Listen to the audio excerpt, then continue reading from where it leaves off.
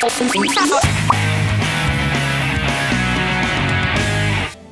we begin?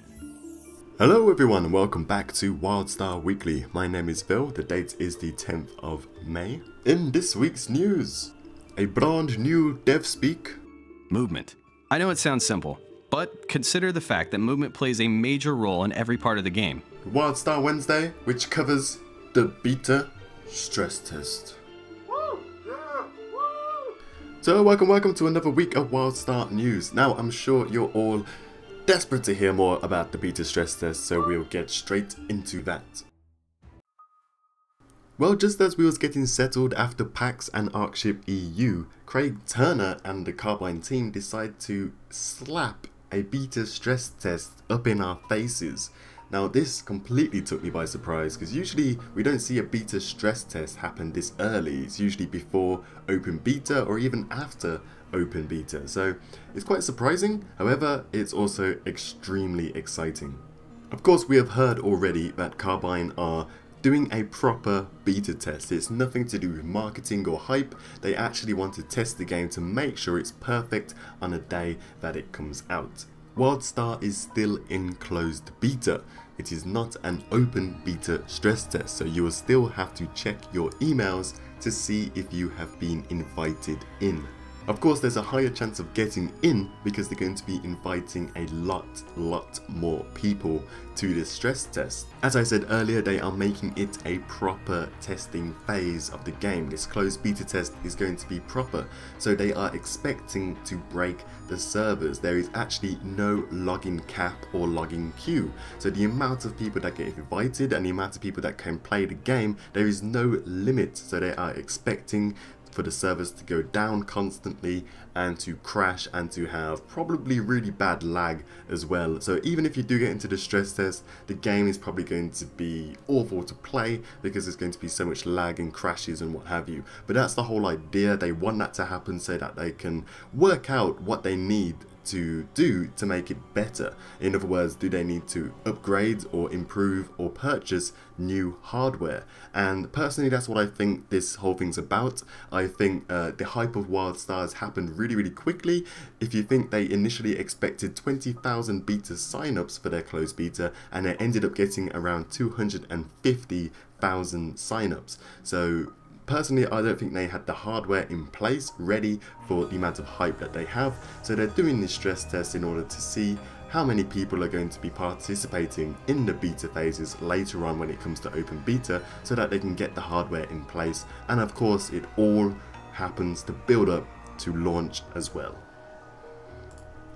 So if you do want a piece of the action, make sure to go over to the Wildstar website and sign up for the beta, and that would allow you a chance to get into the stress test as well as the normal beta as well. So hey, why not? In other news, MMOrpg Life have come back at us with another interview. This one is about Wildstar Lore and sort of paths, and it features Chad Moore, who is the main content designer, main story designer, lead narrative designer, that's the one.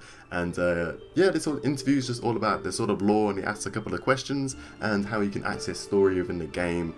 And it's quite interesting. Not much story wise within the interview, but a lot to do with how the game works around the story of the Elden and Nexus.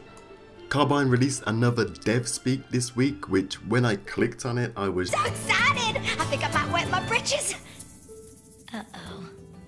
But to be honest, it wasn't as exciting as I originally thought it was going to be. It was just a simple DevSpeak based on movement and the way movement works in the game. If you don't know, definitely watch the DevSpeak, but a lot of us already do. So a lot of the attention was around the disclaimer that was at the front, and I was paying a little bit of attention to the background of the gameplay that they were showing as well, because we've seen some new things there. The disclaimer was the big part about this video. If you don't know what it is, I'll put a picture on the screen. You can pause the video and do it all for yourself so you don't get it spoiled. But I obviously went on to the video myself, and I never even realised, but I went over to Twitter, and over on wildstarfans.net they put up the disclaimer which said about some secret hidden content. So obviously I read this and I thought, hey, I might as well try it out and see where it takes me. So the idea was to type in dft.ba/dash and then the first word out of each of the 3 paragraphs on the patch notes, which was leaks this and sure, I think. And then obviously I typed this in, pressed enter, was extremely excited, waiting to see what happened, and rickrolled. And of course this is like the ultimate troll. However, it was copyright removed in my link anyway. But this was a little bit sour from the Carbine team, I think. But I guess it's all in the humour of Wildstar. Although the video lacked a bit of interest because it was just based on movement, in the gameplay we got to see some cool new stuff. Maybe a bit of the war plots, we got to see a bit of Storm Talon's lair,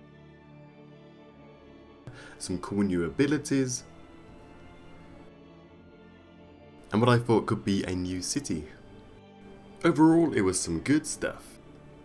In other news, Zam have posted another article called Postcards from Arkship EU, where Gareth Harmer shares his experience of a weekend with Wildstar. So if you want to learn more about Arkship EU, go check that article out. Usually around this time I do my speculation zone, but I am nearing the end of my university year, which means I've got a lot of deadlines to do and a lot of work to catch up on. And these videos take a surprisingly long amount of time to make, and the speculation zone I like to put a lot of thought into and a lot of practice into, if you like.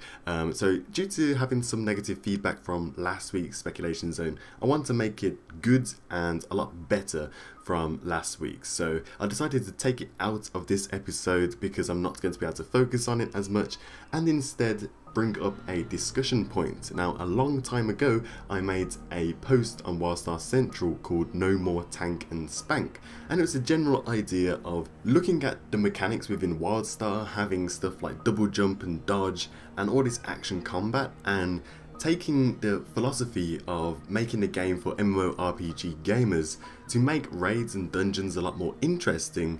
In other words, taking out that basic level of combat such as the tank and spank, if you like. But if you could go over there and read my post on it and read other people's ideas, because what actually happened was a lot of people came back at me with lots of different ideas for possible dungeon and raid encounters and how they would set up their bosses and what different mechanics they would have in the fight. So to throw a couple of examples out there, Ecstatica, who replied on wildstarcentral.com, says just let the boss throw reverse gravity packs on most of the raid, making 50% of the fight on the ground, while 50% needs to fight on the ceiling.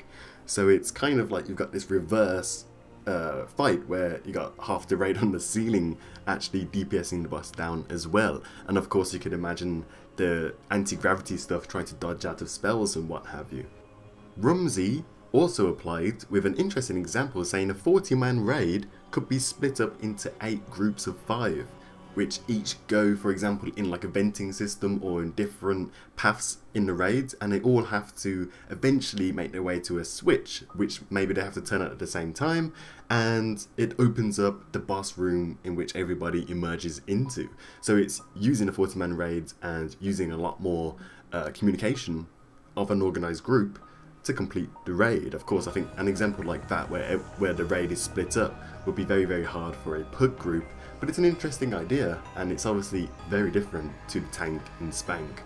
So the general idea around this is to create discussion around the topic of raid mechanics, and I want to hear your guys' feedback on what you think. So if you have any ideas for yourself on what you would do in a raid, so say for example the Carbine team came to you and said, right, we want you to design a raid boss encounter. It can be for 40-man, it can be for 20-man, you just gotta design one. So tell me what you think, and I would love to hear your feedback, because making this post, I was making it more about the idea of not having boring old mechanics within Wildstar, because it's a new game, you know, bring some innovation, bring some new feeling to raids, and I never really expected the response of people actually telling me their ideas, and I was pleasantly surprised by a lot of them. So I would also like to hear on YouTube what you guys think as well and the ideas you have. So that's your task. If you have a really good idea that you think is absolutely awesome, I'll read through them all and I would select the ones that I enjoy the most or I think are the most creative, and I'll feature them on next week's show, in which I hope to do a speculation zone off the back of that. And obviously, if you do prefer the idea of having a discussion point rather than a speculation zone, then I'll be all up for that too. I mean, this show is catered for you guys, so it's whatever the majority prefers having. But that brings us on to our community segment of the week. And this week I want to feature WildstarLore.com. Now, back in Guild Wars 2, I was a huge fan of the lore, but in Wildstar there isn't much backstory, or there isn't much to it.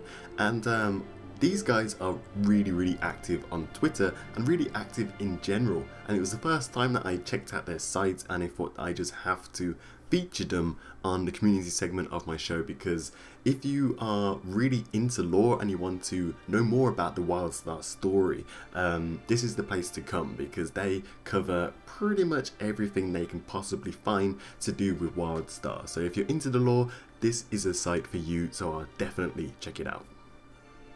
And that brings us to the end of the show, unfortunately. I do apologise for it being a shorter show this week. I did announce that on my Twitter if you follow me there, but it is because of university work and the holidays are coming up, so you can expect more Wildstar Weekly, more talk and more speculation from me in the upcoming months. But other than that, guys, I will see you all next time. Do make sure you share it with your friends who would also like to hear the Wildstar news, and giving that like will help me out a ton as well. But guys, I will see you all next week.